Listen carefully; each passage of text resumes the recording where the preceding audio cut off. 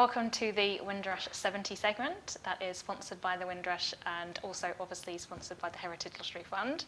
I'm very, very pleased to welcome today Lainy Malkani today, who's a journalist and a broadcaster and also a wonderful author. So welcome. Thank you. So I just want to start with, you've done so much in your life so far. Gosh. And one of the things are your authorship of the book Sugar Sugar and also the BBC4 programme you did on radio.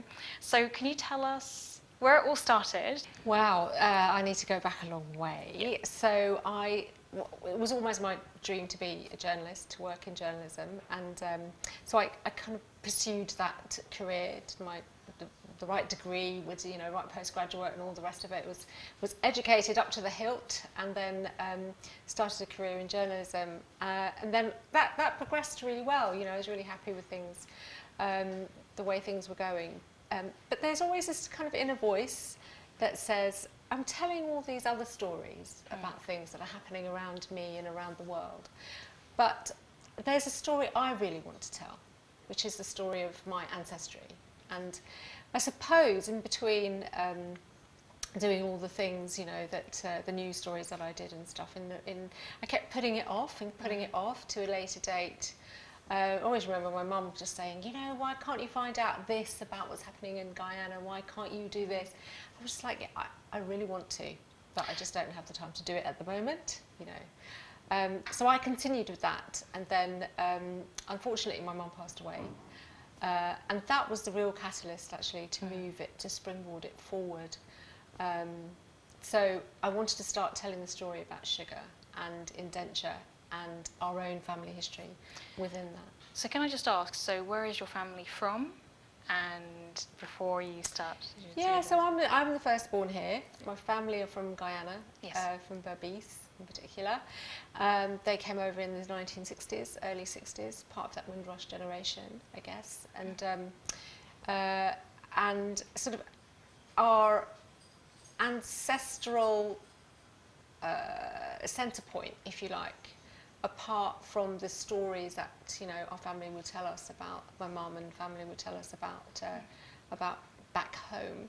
We always had this map in our dining room, which was black velveteen scroll. Yes, I knew that you would have that reaction, as most people have that reaction when I talk about this map. It's a really beautiful map because it's sort of almost childlike in the way that it's sort of the various parts of Guyana are mapped out, and there's a golden outline of a digger or something in a bauxite factory somewhere, or sugarcane or rice, or Demerara, Essequibo, Berbice was always there, and there was a church representing Georgetown and Rosal and Amsterdam. So that was always a centrepiece in our dining room, and so it was always a reminder of where we were from. Even though the rest of my younger brother and sister, obviously we were all born here, and so Guyana was this very far away mythical place almost. So do you think because your parents migrated and there was already that big story before that, coming to the Caribbean, do you think that helped your kind of journalistic curiosity already? Do you think that was always in you? Possibly. I think questions. I was always one to ask questions, so I think that fueled my journalism.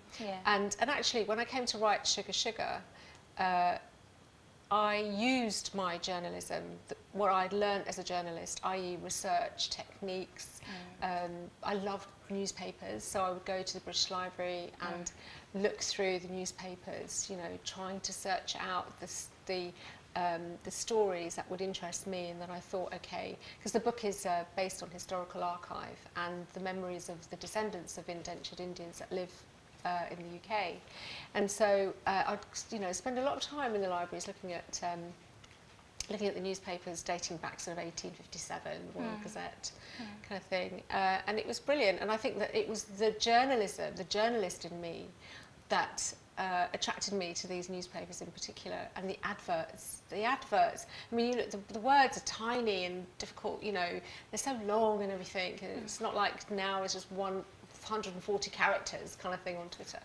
They're really long and in-depth, dense pieces of work, but the adverts are amazing. Because I guess you had to pay per word or whatever for the adverts. Yes, so, of course. You know, it was much more concise. I think probably much more like Twitter is now, you know. So I remember one in particular, which was 100 hogshead of sugar, which I absolutely loved that idea. Oh, wow. You know, for me, I was thinking, hogshead of sugar, wow, this is unbelievable. Yeah. Of course, it's a barrel. A A hogshead was a barrel. Yeah. And then there were images in my mind from reading these adverts of mules on board ships, and the sort of British were importing their own things, teacups, saucers, you know. And then for the indentured Indians, there was rice and ghee and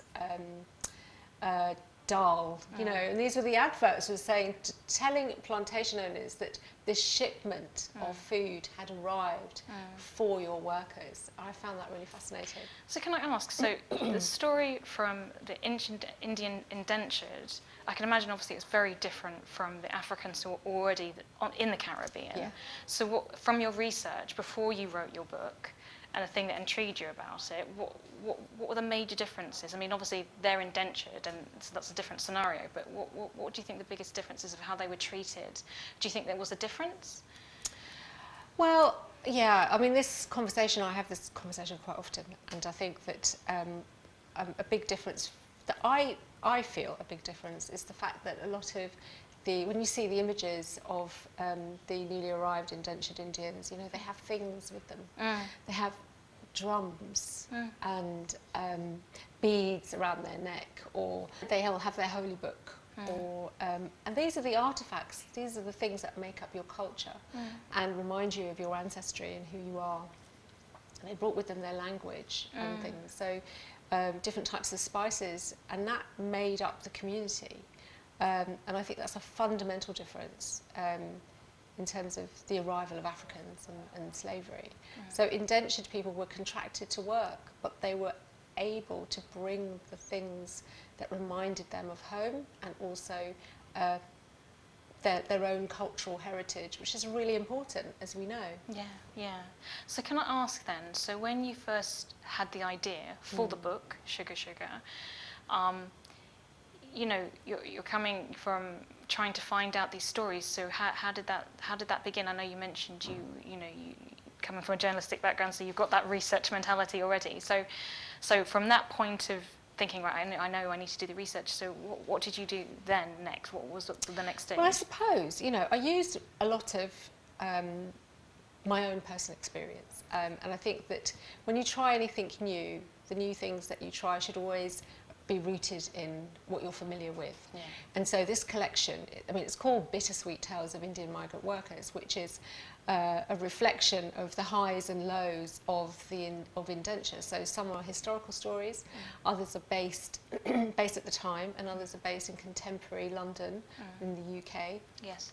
And they reflect things like identity or loss of identity, or where is your place in the world. There's one of the stories in the book which reflects the idea that your name, your Indianness, has changed over time because your name is spelled differently. So it starts off with an identification of who you are because your name is this, and by the time it's gone through the system, the British system, it's ended up being very anglicised and a far cry from what it used to be. It's lost its meaning.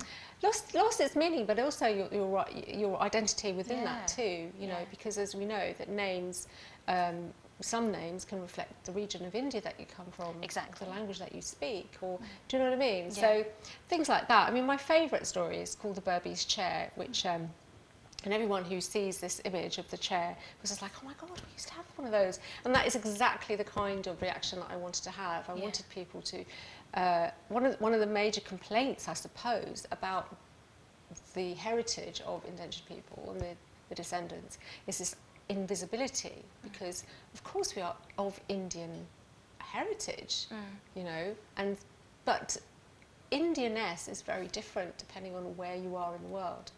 And going through the indentured system whether it's in the Caribbean, Trinidad in particular, Guyana in particular, because there are the highest populations of Indian people, or South Africa, Fiji, Mauritius, which is the book is also incorporates stories from these communities too.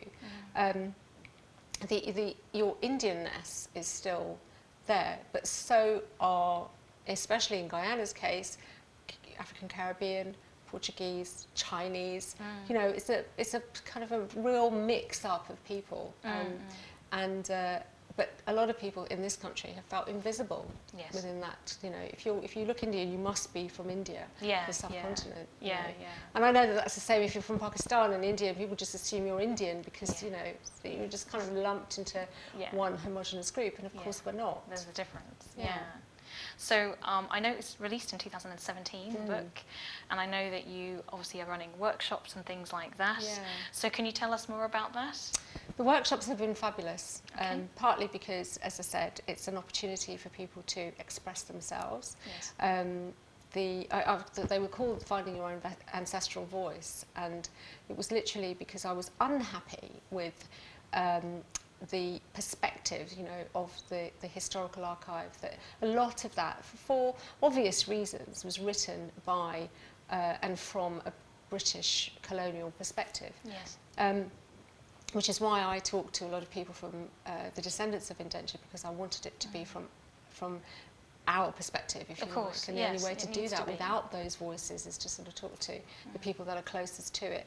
And so holding the workshops were great because people could actually come along and express themselves. But it's been wider than that, actually, that lots of people have come, regardless of whether they're from the Caribbean or not, to engage in this process of writing their own stories. It's a really important time to be doing that, I think. And in terms of the legacy, because it's not just about the history, but it's also the legacy, what we leave behind. And a really important part of that is writing your own story. So I'm a big advocate of doing that. It doesn't matter if it's not published or you know, it's nice to have your work published, of course it is. But what's more important is to actually write those stories down and then pass them on to the next generation. Well, thank you very much. And I know that you're in the process of writing your next book. If you could just give the viewers the full title of your book once more. So it's called Sugar Sugar, Bittersweet Tales of Indian Migrant Workers, and it's a collection of 10 short stories about the story of indenture and migration. So if you do give out your details, just so that people can find it easily. Well, I would just Google Lainy Malkani. And how would you spell your name? Lainy, Malkani. Yes. That's how you spell my name. So you can Google that. You can have a look at the Social History Hub, because I started like a sort of a social enterprise where people can go and tell their own stories. I also have a podcast called the Social History Hub podcast. So that's why I say just Google my name. You will find me somewhere. Yes. And then you can get in contact that way. Oh, fantastic. Well, thank you so much. There's so much more we could ask you, but thank you for coming in today. Brilliant. And we'll have to ask you back. Thank you. And we'll hand back to Lavina.